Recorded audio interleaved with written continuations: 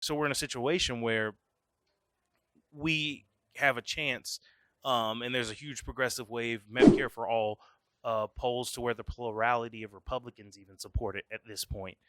And you talk about the vast majority of the country thinks that we should get money out of politics and that our politicians shouldn't be talking to these Wall Street CEOs and to these pharmaceutical CEOs and having these big fundraisers with them, um, and whatnot. And then that directly ties into how people of color are being disproportionately affected by these things that these corporations are doing. And then our candidates going and talking to them.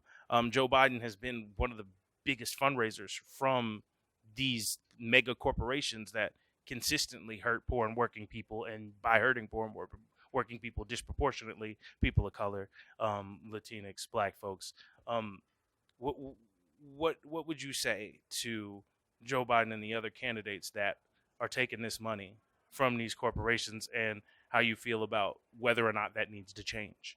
Well, I think it do need to change because if what these major companies are doing that are disparaging people of color, blacks, Latinos, anybody that's not of the Caucasian persuasion, then it does need to change. All because you pay to play. It's like pay to play. If they given all this money, they expect something in return for it. So uh, I'm hoping Joe, who is my candidate at this time, evolve from that and listen to the regular people like me to uh, uh, to work for the people, not for corporations, not for big businesses, uh, not for your wealthy buddies, but work for people like Liz Richmond, who is barely making it, but is here. Yeah. Can you talk a little bit about, because like I think stuff like that is important and it's something that needs to be talked about, needs to be seen. And you look on CNN, you look on MSNBC, they'll mention, oh well, America is struggling, but you don't see the stories that people are going through. So if you don't mind talking a little bit about the struggling and just barely making it, like what you go through on a day to day. Well, it's difficult. I'm um, a senior citizen. I'm retired.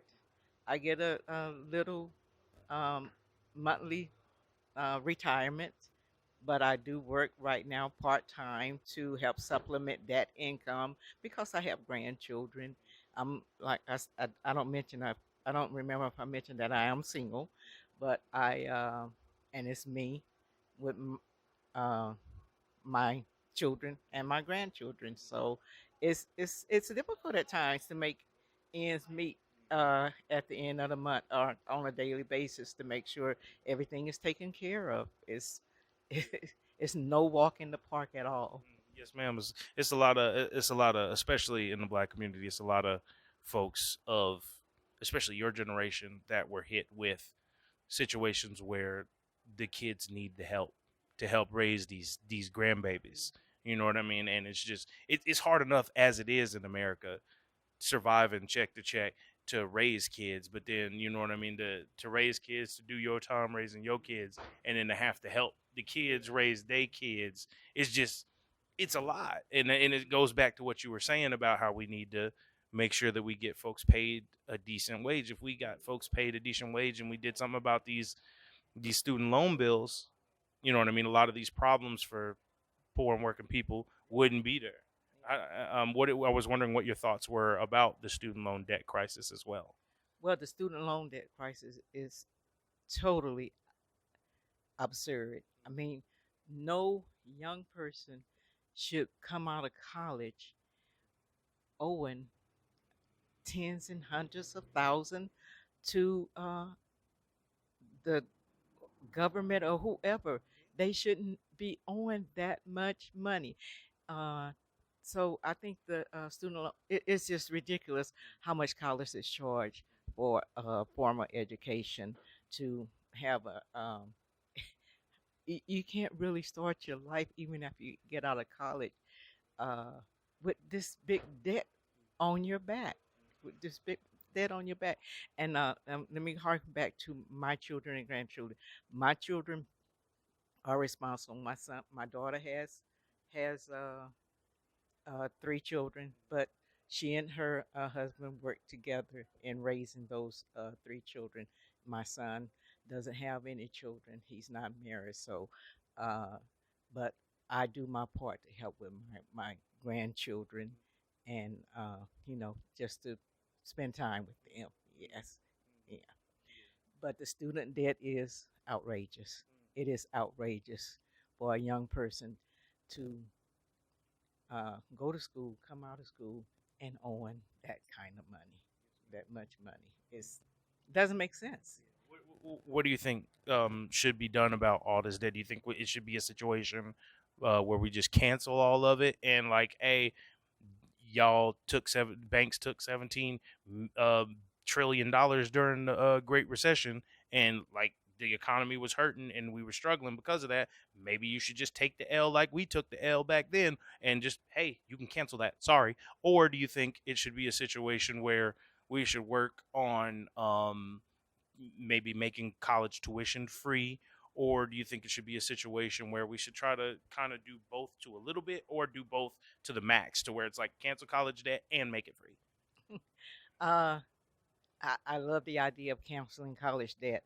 I mean, I look at it like this: if we could give this much money to fight people in foreign countries and give this much money to the top 1% with this tax break, why can't we do something for these students that's going to school, that's trying to, they're not going to school to not better their lives, but to be productive citizens.